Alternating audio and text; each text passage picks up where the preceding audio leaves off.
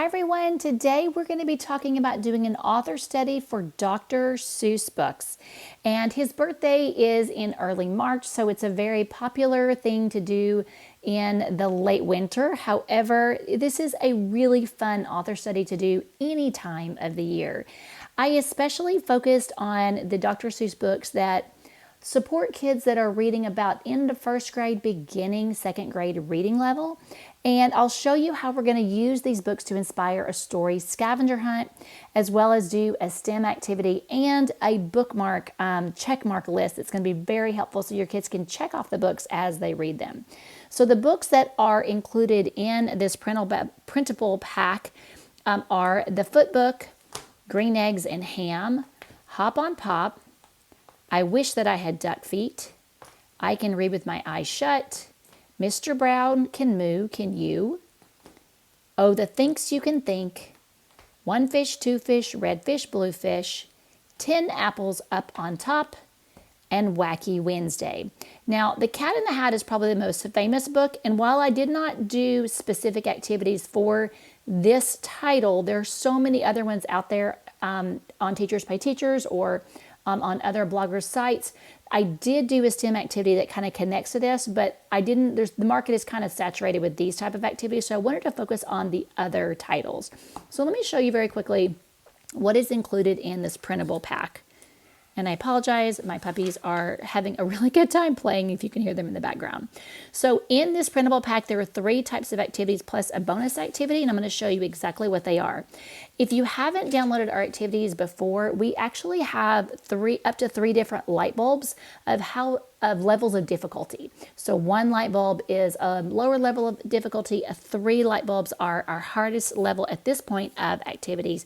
It just kind of helps both you and the kids know how much thinking they're going to be doing. So the story scavenger hunts that we're going to focus on first, there are for each of these 9 books.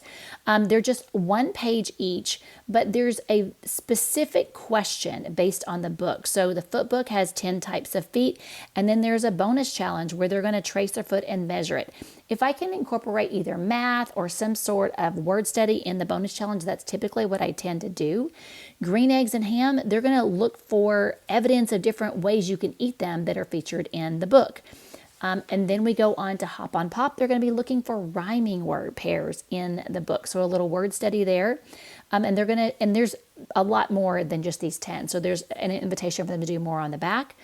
On the Wish I Had Duck Feet scavenger hunt, they are going to be actually looking through the illustrations for these and talking about animals that they might want to be. So a little science in there as well.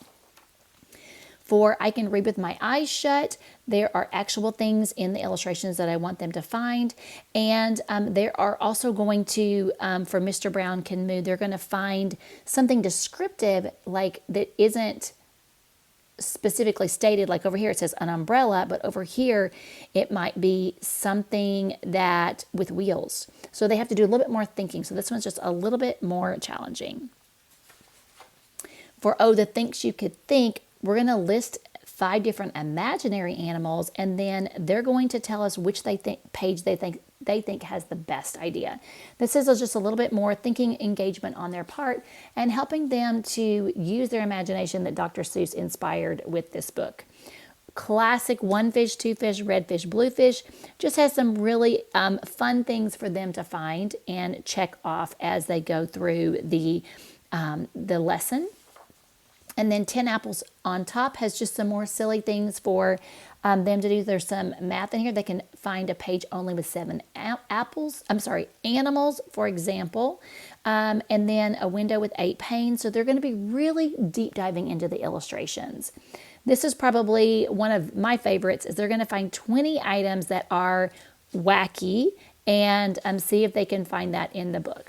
So going on to the second activity, this is the one that I said could go with a cat in the hat if you would like, because we're going to ask them to design a machine for a character in any of Dr. Seuss's books.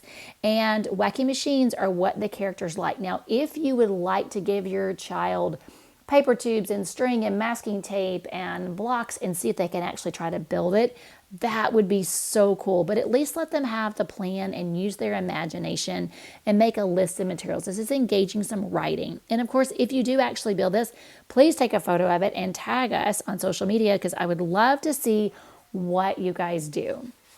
One of my favorite things that is actually a freebie in my store for just this single page is this mega bookmark. Now, these bookmarks can be cut in half if you want to use them for the classroom or if you have multiple children, but it's a large bookmark that is going to allow your child to find it quickly, and then there's an activity on the bookmark. So this is just a checklist of other Dr. Seuss books as well as the ones that are included, so your child can check off the books that they read.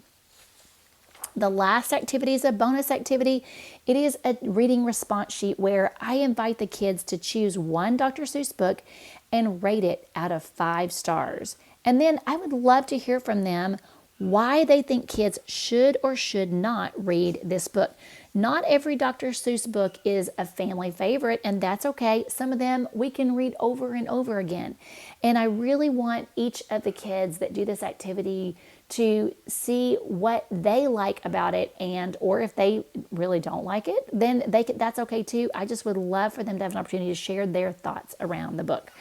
So that is the end. I just have a few other resources that you might be interested in this printable. You can find this over on Teachers Pay Teachers. I will put links to the book, to the Dr. Seuss books that we use as well on either my website or on the YouTube video, so you can grab those really quickly. But I hope that this is a fun way for you to do a Dr. Seuss author study with your kids.